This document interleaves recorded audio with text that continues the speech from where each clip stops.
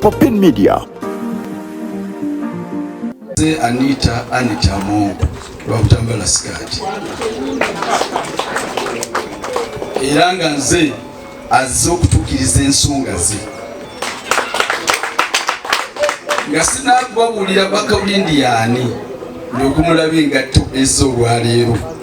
Mpuliddeko abagamba kyaffe twava e Kololo twava e Kampala ng'akalulu akaffe tukasibiddaani Anita. Si bwe mpulidde naye gwe mwogera naye siniya mu bya college. N'essaawa esembayo n'olunaku okusembayo byoyogera oyinza okuba ng'oyogera birala. Abaganda bagamba nti ensi bambi.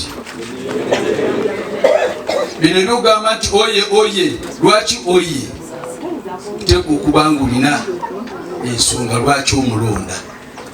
Bw'ova wano n'ogenda e Kololo nga tolina nsonga ojja kusigala nga sinaakumatira bulungi. Kubanga ojja kusangayo omulala ayogerere owuwe ate oteribuke. Bampita Charles Bakabulindi ndi memba wa Parliament akiikirira abakozi wanga. Seera ebisinga NRM tubadde n'ebituli wano nawali ne mutegeka ttiimu naye nga temutegese ttiimu mutegese bikwano. Abasinga ku mmwe naddala abaami abavubuka mwagala nnyo omupiira si ekyo. Kooki bw'aba alonda ttiimu asinzira ku ggwanga ly'ovaamu, asinzira ku ddiini gy'osoma, asinzira ku buwanvu oba obumpi bw'olina, asinzira ku ki? Bangi sikawulidde bulungi. N'akola ennamba ze obulungi buli nnamba n'agiteekako akola ki? Ng'ekigendererwa kukola ki? Njagala bategeeza ne Kampala tubadde tutegeka ttiimu. Oli naagala gundi namulonze bwatu mwana yambalo, gundi namulonze kwa butuzanya matatu, gundi namulonze kuba mwana wa jjajja.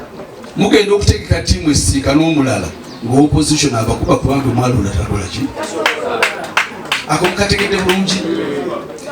Lwaki tulonda obukulembeze? Tulonda busobozi. Namba 1 tunoonya buvunaanyizibwa. Namba 2 tunoonya buweereza. Namba 3 tunoonya muzaŋŋanda. Namba 4 tunoonya omuntu awuliriza ensonga z'abantu. Siriida ze naga mbitegedde by'oliko kale n'abikola, mbitegedde by'oliko n'abikola. Njagala akuwuliriza n'akutunulira ne maaso ng'oyogera n'obulumi ne kujja ku feesi n'ategeera ekizibu ky'okola ki? Ensonga enaatuuka kikola ki? Ezo kulite za Anita zingenda okubabuulirako. Anita mwamuterekako tayito eya Nnaalongo, si kyekyo? Naye ffe tumuyitira developmental Nnaalongo.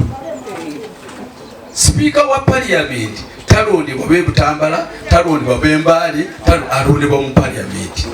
Naye second vice national chairperson ow'abakyala alondebwa Uganda yonna. Byabadde alowoleza eri kati ajja kutandika obibeekako n'awalala akole ki? Abalowoleze. Tutya bwe mbadde nsooka wano nsoose NRM oye n'eteekako Museveni oye n'ezzaako Anita n'abalala be tunaalonda. Tulonda ttiimu esobola okubeerawo nga omulabe opposition tasobola kiwangula. Ekituleese wano okubalaga nti Anita yalina qualities byebyo. Then wabeerawo bridge okuluka. Bagandi tabeera mu seeke ebisande bibiri. Wafu ababadde naye mu Parliament tulabyeko.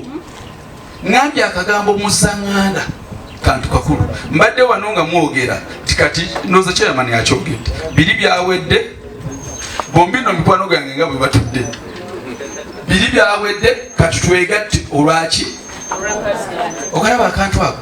So bwe tugamba bwe tutuuka e Kololo tulonde Anita Mo kuba second vice atuule eri bateese bulungi kati alyoka akomewo mu Parliament alemese ekintu kye yakkiriza eri. Mumpula bulungi tujja kuba tumaze okuswalinga. Kubanga abantu abamu bajja kudda bagambe kyate wabaddeyo kino obuntu ntobutono bwe muyinza okusovinga ng'ennyumba. Naye kati bwe twogerera kati twagala kuswalinga. Era tesuze wano nti tunoonya kifo kya sipiika. Kiri kyo kyaggwa dda. tekiriko debate nabanga eri bamaze okutegeka bateeseza bulungi n'akomawo eno n'akozesa omubaka omu nagala leeta ekiteeso gundi tukifuule the national issue now kiyitemu ng'etteeka ng'ebyaffe biteredde mundabye lwaki twagala omuntu ono atudde mu ntebe yaba atuula n'eri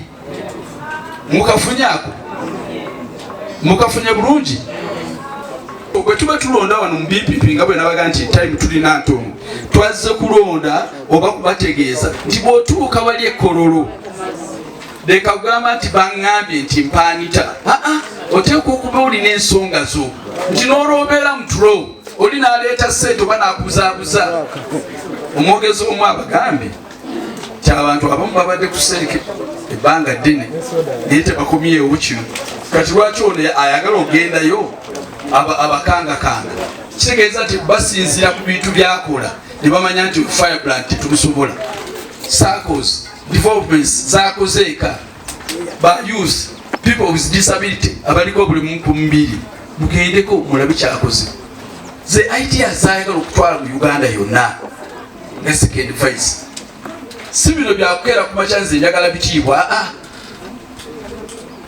era abeekayungu ffe gye tubadde tuyita yenna mu Butambala Nakasekewa nga ne kandidate wamu alabika ndowooza si mubi tutambula naye era erinnya lye litambula ze nkubbirako singa erinnya lye libadde teritambula bulungi nga naffe tetutambula naye tetwanditudde na wano twandiga nti wayi eno nedda tuteeka awalala n'obugambo obwo mbasaba akalulu ku lunaku olw'Ekololo temubeerako na byakuyaayana ate ku luno osaagala bakimuseemu akalulu k'okusimba layini kanyuma oba waziridde eno n'eno genda ozitulage yes ate ku luno nga bwe babagambye buli district tujja kutegeera mwamuwadde mutya ono mwamuwadde mutya nga kyeraga kyokka yes